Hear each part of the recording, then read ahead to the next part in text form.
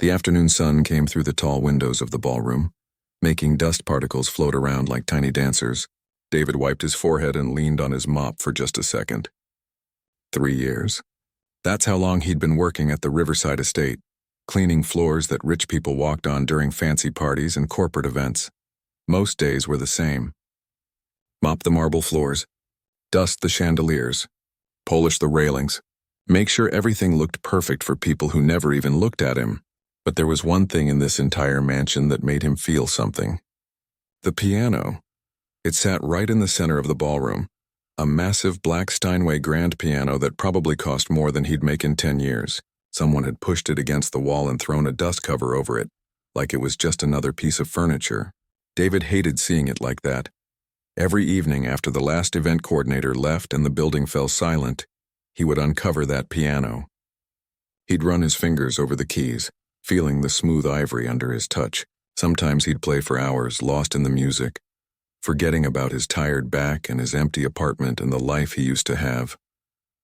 Nobody knew his secret. Nobody knew that 20 years ago he was supposed to be somebody, a concert pianist, a prodigy they called him.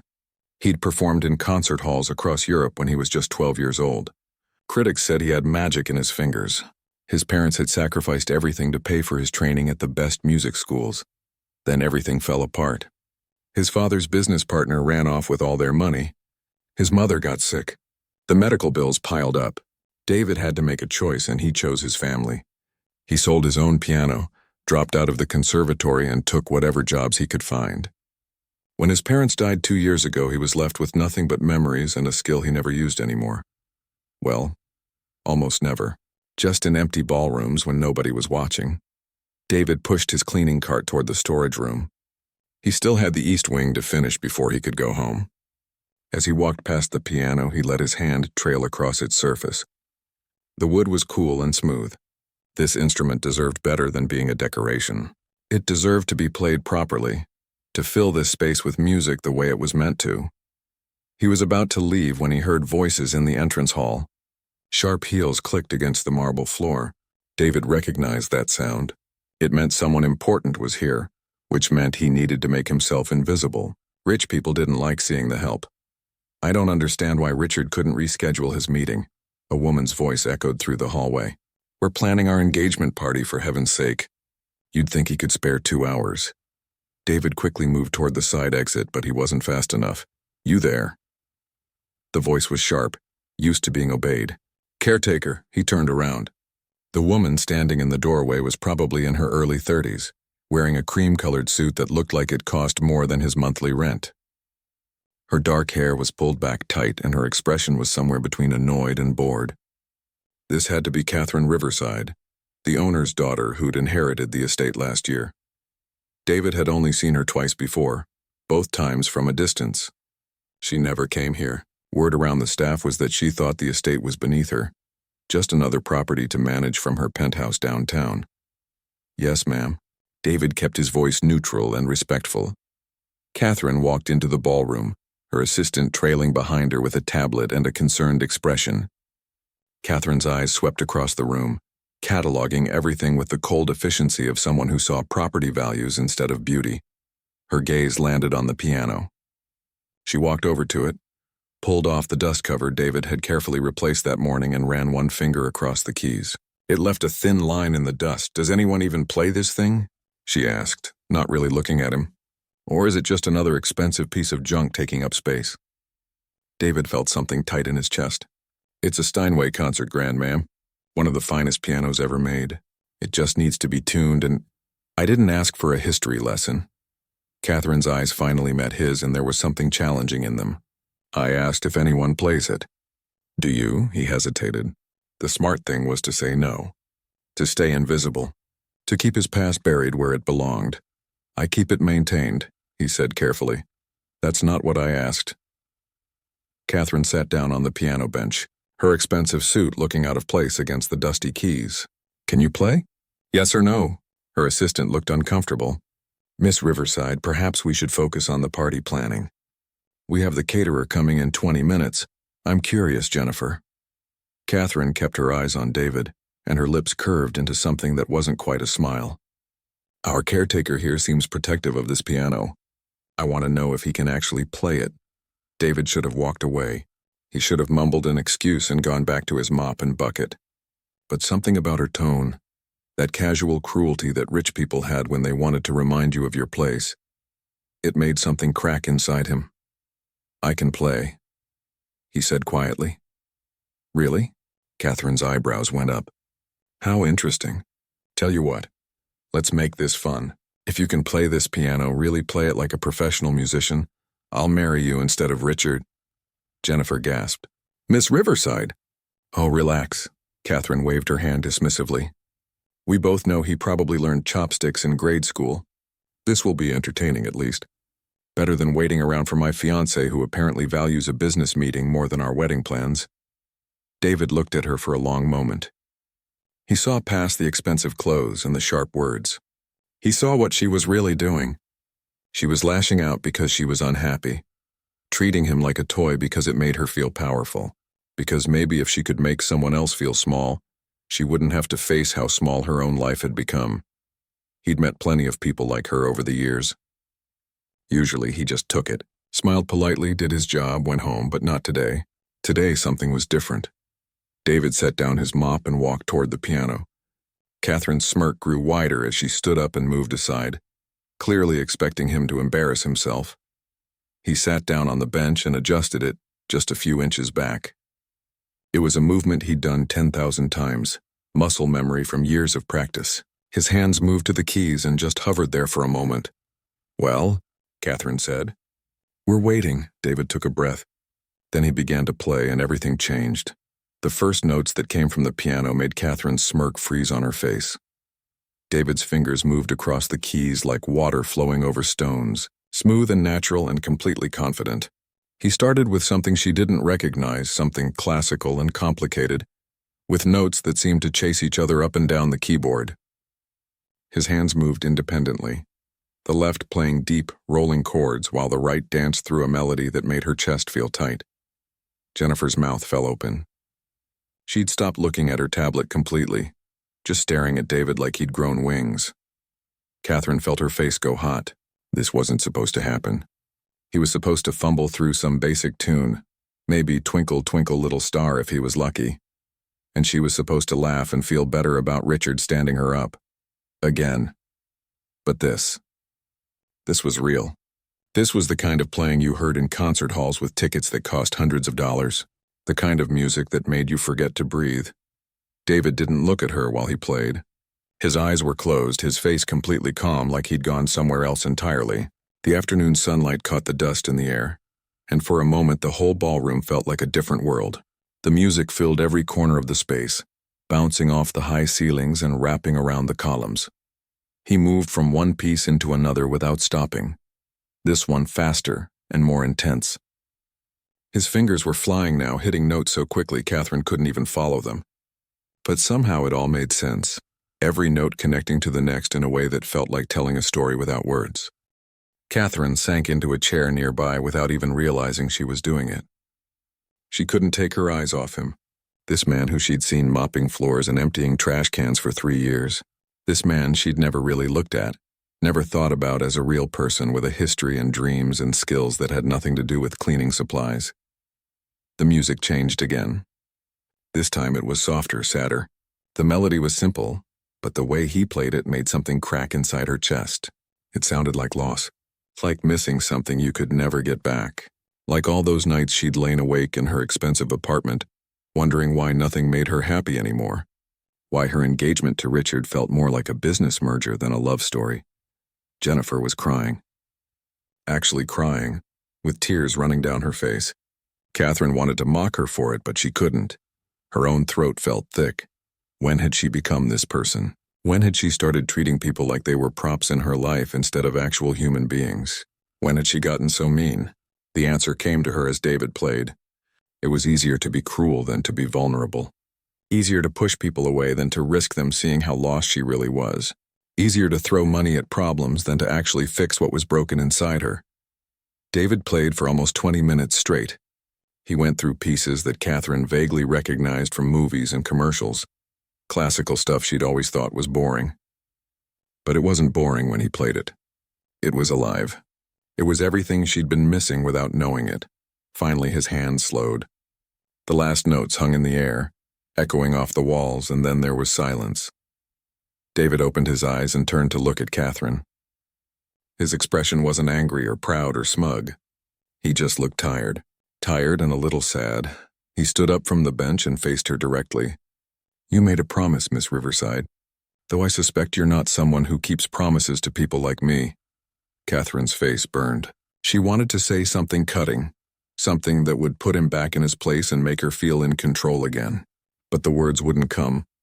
Jennifer was frantically typing on her phone, her eyes wide. "Miss Riverside," she whispered urgently. "Miss Riverside, you need to see this." "What?" Catherine's voice came out harsher than she meant it to. Jennifer held up her tablet, her hands shaking slightly. On the screen was a newspaper article from 17 years ago. The headline read, "Young pianist David Chen takes gold at international competition." There was a photo of a boy, maybe 13 years old, standing on a stage holding a trophy that was almost as big as he was. His smile was huge, full of pride and joy and hope for the future. Catherine looked at the boy in the picture, then at the man standing by the piano. Same eyes. Same serious expression under the smile. "Keep scrolling," Jennifer said quietly. More articles. Prodigy David Chen performs at Carnegie Hall. Rising star set to study at Vienna Conservatory.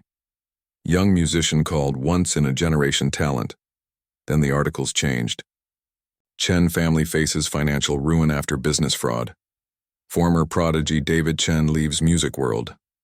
After that, nothing. He'd just disappeared. Catherine looked up at David. He wasn't looking at the tablet. He was looking at the piano like it was an old friend he hadn't seen in years.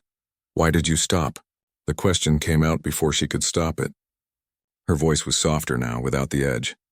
David was quiet for a moment. When he spoke, his voice was calm.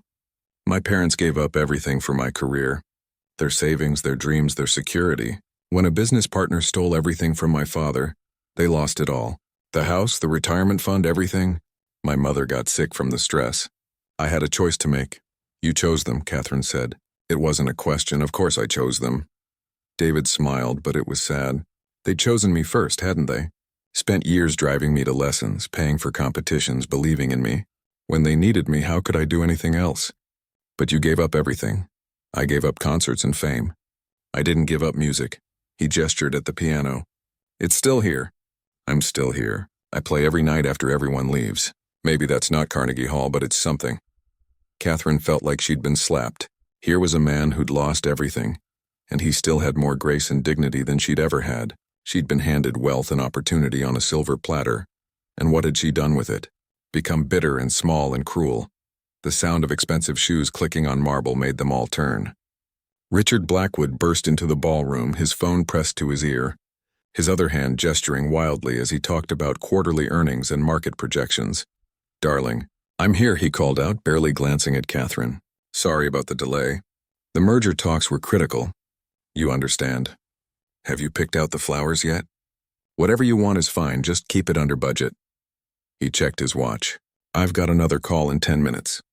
Catherine looked at Richard. Really looked at him. Then she looked at David. Two men. Two completely different kinds of wealth, and suddenly, she knew exactly what she had to do. Catherine stood there watching Richard pace back and forth, phone glued to his ear, completely unaware that anything significant had just happened. He was talking about stock prices and investor confidence, using words that sounded important but meant nothing to her heart. She looked down at her left hand. The engagement ring caught the light. A 3-carat diamond that Richard had picked out with his secretary's help. He'd proposed at a restaurant where you needed reservations 6 months in advance, and the whole thing had felt more like a business presentation than a moment of love. She'd said yes anyway because that's what you did when you were 32, and everyone kept asking when you were getting married. "Richard," she said quietly. He held up one finger, still talking into his phone. "Not now," that gesture said. "I'm busy with important things." Something inside Catherine snapped. Not with anger, but with clarity, like waking up from a dream and realizing you've been asleep for years. "Richard," she said again, louder this time. He sighed dramatically and covered the phone. "What is it, Catherine?" "I'm in the middle of something. Tell me one thing about me." Something real. Not about my family or my money or my connections. Something that shows you actually know who I am. Richard blinked at her like she'd started speaking another language. What are you talking about? Catherine, I'm on an important call. Can this wait? No, it can't wait. Answer the question. One thing about me. My favorite book. My biggest fear. What I wanted to be when I was a little girl, anything. Richard looked annoyed now. He uncovered his phone. Johnson, let me call you back in 5 minutes. He ended the call and turned to Catherine with the patient expression of someone dealing with a difficult child. Darling, I don't understand what's gotten into you. Is this some kind of pre-wedding stress? Because we can hire someone to handle that. What's my favorite color? Catherine asked. What? My favorite color. We've been engaged for 8 months. What's my favorite color? Richard laughed nervously. This is ridiculous. Blue, no, wait, green. Catherine, what does this have to do with anything? We're supposed to be planning a party. It's yellow, Catherine said softly. Like sunflowers. I told you that on our second date when we drove past that field upstate. I said it reminded me of my grandmother's garden and it was the happiest place from my childhood. Richard stared at her blankly. You don't remember, Catherine said. It wasn't an accusation, just a fact. You don't remember because you weren't really listening. You never really listen. That's not fair, Richard said, his voice getting defensive. I've been working 18-hour days trying to close this merger. For us, for our future. I'm building something here. No, Catherine said, and she felt surprisingly calm. You're building something for you. I'm just part of the package. The right wife from the right family with the right connections. I could be anyone as long as I looked good in the wedding photos. Jennifer had quietly moved to the corner of the room, trying to be invisible but clearly unable to leave. David hadn't moved from his spot by the piano. Catherine could feel him watching, but he wasn't judging. He was just there, present in a way Richard had never been. This is insane, Richard said, running his hand through his hair. We're getting married in 4 months. We sent out save the dates. My parents already booked their flights from London. Catherine twisted the engagement ring off her finger. It came off easily, like it had never really belonged there. She held it out to Richard. I can't do this, she said. I'm sorry. I know this is sudden and messy and it's going to be complicated. But I can't marry you. Richard's face went through several emotions at once. Shock, anger, confusion, and then something that looked almost like relief, though he covered it quickly.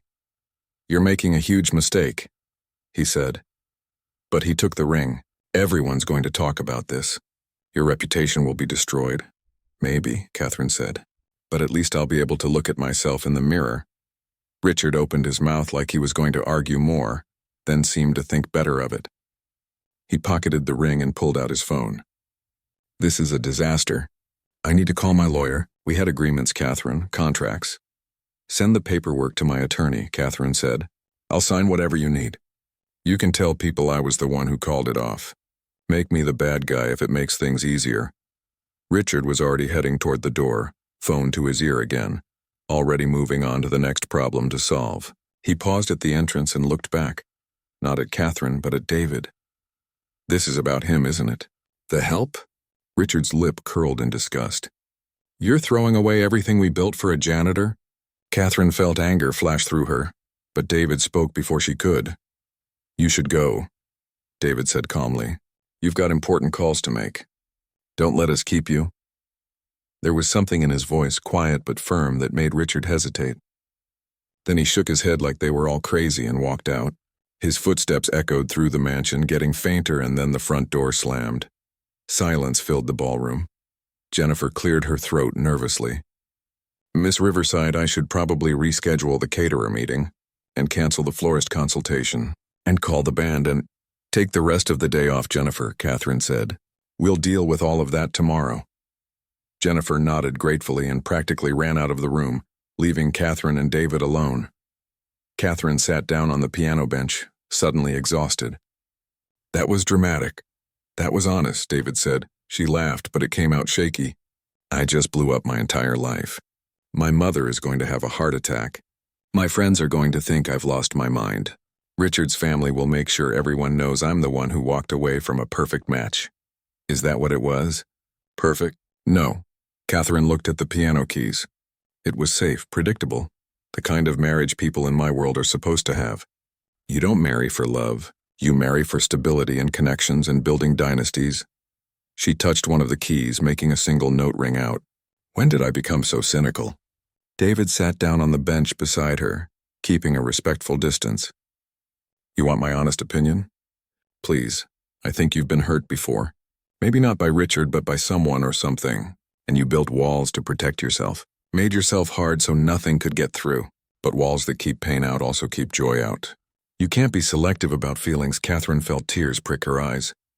I watched my father work himself to death building the family business.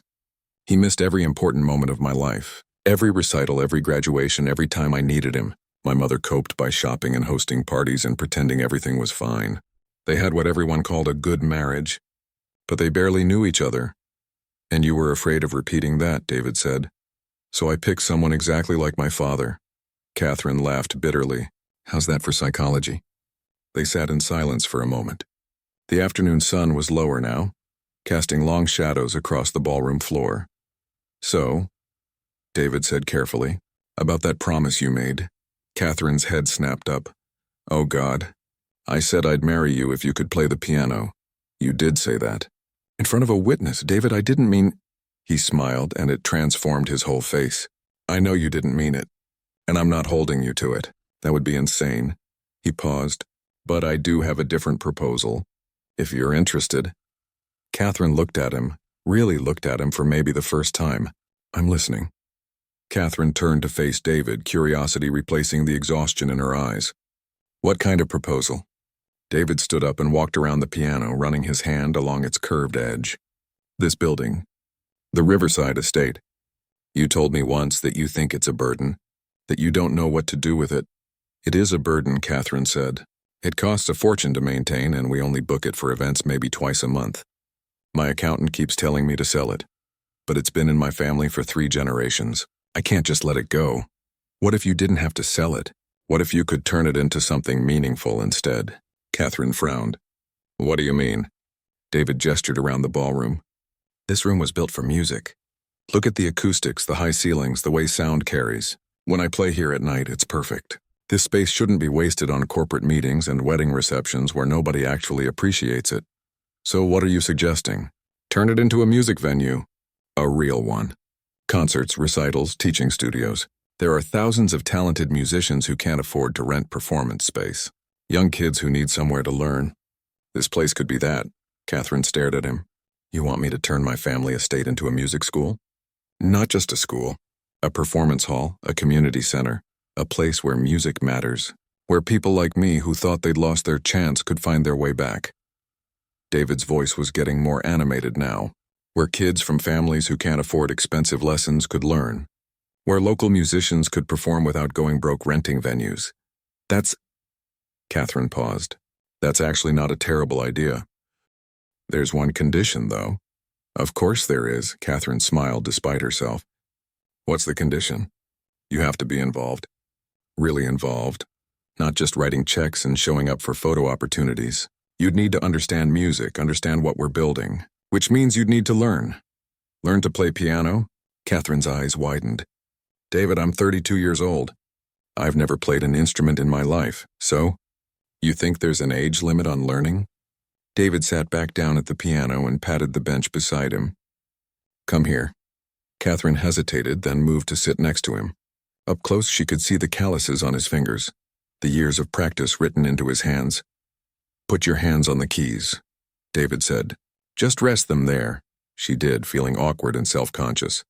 Her fingers looked pale and useless next to his. Now, press this one. He guided her index finger to middle C. The note rang out clear and pure. That's it? Catherine said. That's the big lesson? That's the beginning, David said. Every piece of music, no matter how complicated, starts with single notes. Nobody expects you to play Beethoven tomorrow, but if you're going to run a music venue, you should understand what it feels like to create sound, to work for something that doesn't come easy. He showed her a simple pattern, C, D, E, D, C, 5 notes. Catherine played them slowly and clumsily. They didn't sound like music. They sounded like someone poking at keys. Again, David said. She played the pattern again, and again. On the 5th try, something clicked. The notes flowed together just slightly, forming the tiniest hint of a melody. "There," David said, and she could hear the smile in his voice. "You felt that, didn't you? That moment when it stopped being separate notes and became something more?" Catherine had felt it, a tiny spark of something she couldn't quite name. Not pride exactly, but satisfaction. The sense of making something exist that hadn't existed before. "This is harder than it looks," she said. "Most worthwhile things are." David played the same 5 notes, but when he did them, they sang. Then he added more notes around them, building a simple harmony. Music teaches you patience. It teaches you that failure is just part of learning. Every great pianist has played more wrong notes than right ones. We just keep going until the right notes outnumber the wrong ones. They sat there for another hour, David teaching her the basics. Where to place her fingers, how to curve her hands, simple scales that made her fingers cramp and her brain hurt. But she didn't want to stop. "Why didn't you go back?" Catherine asked during a water break. "After your parents passed away, you could have returned to music then." David was quiet for a long moment. "I was scared. 2 years ago, when my mother died, I thought about it. But I'd been away for so long. All my old contacts had moved on. The music world is young. By 35, I was already too old for most opportunities. And honestly, I'd forgotten who I was outside of being a caretaker. It felt safer to just keep cleaning floors. That's the saddest thing I've ever heard. Maybe I was just waiting for the right moment, the right reason to come back." David looked at her. "You asked me earlier when you became cynical. Can I tell you what I see?" Catherine nodded. "I see someone who's been sleepwalking through life, going through motions because that's what's expected. But today, for the first time, you woke up. You made a choice that was real. That's not cynicism. That's courage." Catherine felt her throat tighten. "I don't feel very courageous. I feel terrified. I have no idea what I'm doing. Nobody does. That's the secret everyone's too proud to admit. We're all just making it up as we go along." David smiled. "But at least now you're making choices that matter to you. That's something." Catherine's phone buzzed, then buzzed again, and again. She pulled it out and saw a flood of messages. News traveled fast in her social circle. Richard must have already told people about the breakup. "Oh God," she muttered, scrolling through increasingly dramatic texts from friends and family. "My mother called 7 times. My sister is threatening to come over. Everyone thinks I've had a breakdown. Have you? Maybe, I don't know. Is it a breakdown if you finally start making sense to yourself?" Catherine put her phone face down on the piano. "They're all going to think I'm crazy for what I'm about to propose." "Which is?" Catherine took a deep breath. "I want to do it. Turn this place into a music venue. But I need help. I need someone who understands music, who can handle the programming, and find the right teachers and make sure we're actually doing something good instead of just another vanity project for a bored rich person. You need a director." David said carefully, "I need you. As a partner in this. Not as the help. As an equal. You'd have full creative control, proper salary, everything official and professional." Catherine turned to face him fully. "I know this is sudden. I know we barely know each other. But something tells me this is right. Maybe the only right thing I've done in years." David looked at the piano, then around the ballroom, then back at Catherine. "I'd need to bring in other musicians. People I trust, and we'd need to do this properly. No half measures." "No half measures," Catherine agreed. "And you'd really take piano lessons? Even when you're frustrated and want to quit?" "Even then," David extended his hand. "Then I think we have a deal, partner." Catherine shook his hand, and for the first time in longer than she could remember, she felt like she was exactly where she was supposed to be. 6 months later, Catherine sat in what used to be her father's study, looking at spreadsheets that actually meant something to her now. Budget for instrument repairs, schedule for student recitals, applications from musicians who wanted to teach. Her phone buzzed with another message from her mother, probably the 5th one that week, asking when she was going to come to her senses and go back to her old life. She ignored it and walked to the window. Down below in the circular driveway, cars were starting to arrive. Tonight was the grand opening of the Riverside Music Hall, and Catherine's stomach was doing somersaults. The last 6 months had been the hardest and best of her life. After that day in the ballroom, everything had moved fast. Too fast, according to everyone she knew. Her mother had actually shown up at the estate 3 days after the breakup with Richard. demanding to know what Catherine was thinking. "You're going to turn our family legacy into a charity for musicians?" her mother had said, horrified. "Catherine, this is insane." "You need to call Richard and apologize. Work things out." "I'm not calling Richard, Mom, and it's not a charity. It's a business. A meaningful one." That conversation hadn't gone well. Neither had the one with her accountant, who'd spent an hour explaining all the financial risks. Or the one with her sister, who'd accused her of having a midlife crisis. Even Jennifer, her assistant, had seemed worried at first. But Catherine had pushed forward anyway. She'd worked with David to develop a business plan. They'd hired contractors to renovate unused rooms into teaching studios. They'd brought in piano tuners and acoustic specialists. They'd interviewed teachers and planned programming. And through it all, Catherine had taken her piano lessons. Every Tuesday and Thursday evening, David would sit with her at the Steinway and teach her. She was terrible at first. Her fingers didn't want to cooperate. Her brain couldn't process reading music and moving her hands at the same time. She'd wanted to quit at least a dozen times, but David had been patient. "You're thinking too much," he'd say. "Music isn't just in your head. It's in your body. Trust your hands." Slowly, painfully, she'd gotten better. She could play simple pieces now. Nothing fancy, but real music. Songs that had melodies and harmonies and made her feel proud when she got through them without mistakes. More importantly, learning piano had taught her something about herself. She'd spent her whole life being good at things easily. School had been easy. Business had been easy. Everything had just worked because she had money and connections and natural intelligence. But piano didn't care about any of that. Piano required work, practice, failure, and trying again. It had been humbling, and exactly what she needed. A knock on the door pulled her from her thoughts. David stood in the doorway, wearing a suit she'd never seen before. He cleaned up nice, though she'd never say that out loud. "You ready?" he asked. "Terrified," Catherine admitted. "What if nobody comes? What if people hate it? What if this whole thing is a disaster? Then we'll learn from it and do better next time." David walked into the room. "But I don't think it'll be a disaster. I think it's going to be amazing. You have way more faith than I do." "That's because I've seen what you can do when you actually care about something. 6 months ago, you couldn't play 3 notes in a row. Last week, you played an entire Chopin piece." "A very simple Chopin piece," Catherine corrected, "like beginner level. But you played it. You worked for it. And tonight, you're going to stand in front of people and share what we built together. That takes guts." Catherine took a deep breath. "Okay, let's do this before I change my mind." They walked down to the ballroom together. Catherine's heart nearly stopped when she saw it. The space had been transformed. The floors gleamed. The chandeliers sparkled. Rows of chairs faced the stage they'd built at one end. The Steinway sat in the spotlight looking like the star it was meant to be, and people were coming in. Not just a few people. Dozens of them. Families with kids, elderly couples, young musicians carrying instrument cases. Some of Catherine's old friends had even shown up, curiosity written all over their faces. Jennifer rushed over, tablet in hand but wearing a genuine smile. "Miss Riverside, we're almost at capacity. We might need to open the overflow room." "Really?" Catherine felt dizzy. "Really? This is incredible." The next hour was a blur. Catherine gave a short speech about the mission of the Riverside Music Hall, stumbling over her words but meaning every one of them.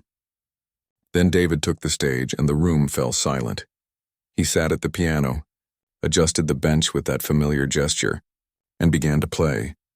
It was the same piece he'd played that first day, the one that had changed everything.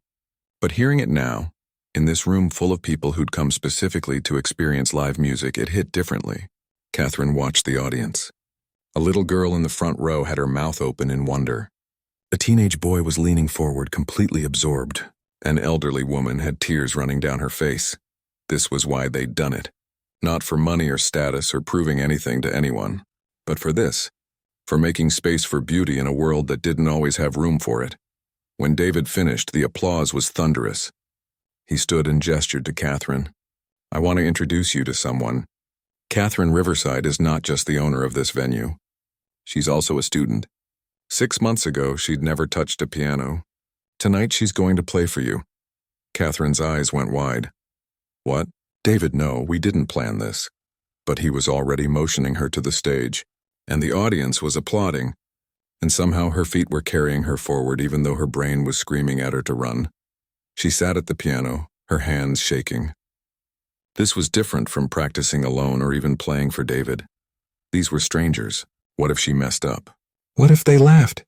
Then she remembered what David had told her during one of their lessons. Music isn't about perfection.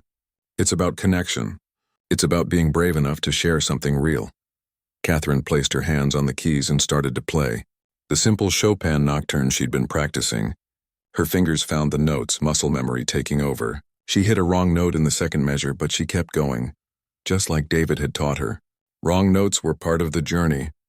As she played, something shifted inside her. She wasn't Catherine Riverside, wealthy heiress with something to prove. She was just someone making music, sharing something that mattered to her, being vulnerable in front of strangers and finding that it was okay.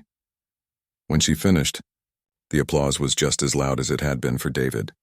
But more importantly, she felt something she hadn't felt in years. She felt proud. Not proud of being born into the right family or having money or any of the things she'd always taken for granted. Proud of working for something, of building something meaningful. After the concert, people crowded around them, parents asking about music lessons for their kids, young musicians wanting to know about performance opportunities. Catherine's friend Lauren pulled her aside. "Okay, I'll admit it," Lauren said. "When I heard you'd broken up with Richard and turned this place into a music hall, I thought you'd lost your mind. But this is actually really cool. You seem different. Happy." "I am happy," Catherine said, and realized it was true. She found David later, after most people had left. He was on the stage, carefully covering the piano for the night. "Thank you," she said. "For what?" "For seeing something in me I didn't see in myself. For being patient. For pushing me to try." David smiled. "You did the hard part. I just pointed you in the right direction." They stood in the empty ballroom, the space that had witnessed their first meeting, the cruel challenge, and everything that came after. "You know what's funny?" Catherine said. 6 months ago, you said you'd marry me if I could play piano. I said I'd marry you if you could play like a professional, and we both won that bet. But we're not getting married." "No," David agreed. "We're doing something better. We're building something that matters together." Catherine looked around the ballroom, at the chairs that would fill with audiences, at the stage where countless musicians would perform, at the piano that had started it all. Sometimes the best promises weren't the ones you kept. Sometimes they were the ones that transformed into something unexpected and even more valuable. She'd promised to marry a man who played piano like a genius. Instead, she'd found a partner, a purpose, and a version of herself she actually liked. That seemed like a pretty good trade.